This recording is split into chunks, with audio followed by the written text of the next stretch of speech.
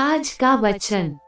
पहला पाठ एफिसियों के नाम संत पौलुस का पत्र, अध्याय 3 पद संख्या 2 से 12। आप लोगों ने अवश्य सुना होगा कि ईश्वर ने आप लोगों की भलाई के लिए मुझे अपनी कृपा का सेवा कार्य सौंपा है।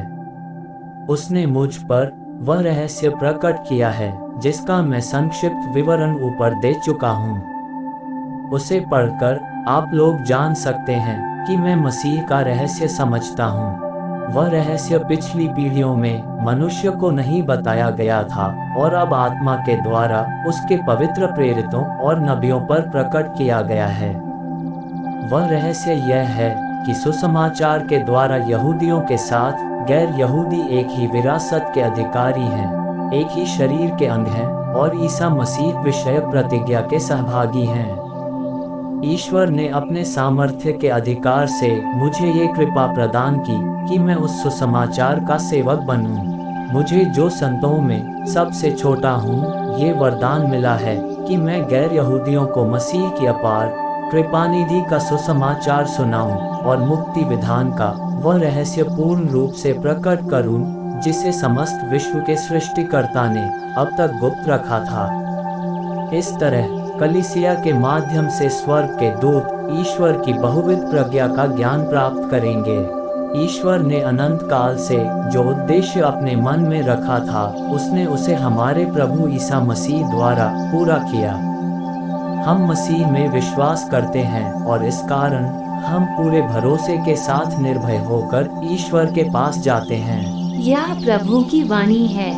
सुसमाचार संत लूकस अध्याय 12 पद संख्या 39 से 48। यह अच्छी तरह समझ लो, यदि घर के स्वामी को मालूम होता कि चोर किस घड़ी आएगा तो वह अपने घर में सेंध लगने नहीं देता। तुम भी तैयार रहो, क्योंकि जिस घड़ी तुम उसके आने की नहीं सोचते, उसी घड़ी मानव पुत्र आएगा। पेतरुस ने उनसे कहा, प्रभु, क्या आप ये दृष्टांत हमारे लिए कहते हैं या सबों के लिए? प्रभु ने कहा, कौन ऐसा ईमानदार और बुद्धिमान कारिंदा है जिसे उसका स्वामी अपने नौकर चाकरों पर नियुक्त करेगा ताकि वह समय पर उन्हें रसद बांटा करे। धन्य है वह सेवक जिसका स्वामी आने पर उसे ऐसा करता हुआ पाएगा। मैं तुमसे यह कहता हूँ, वह उसे अपनी सारी संपत्ति पर नियुक्त करेगा।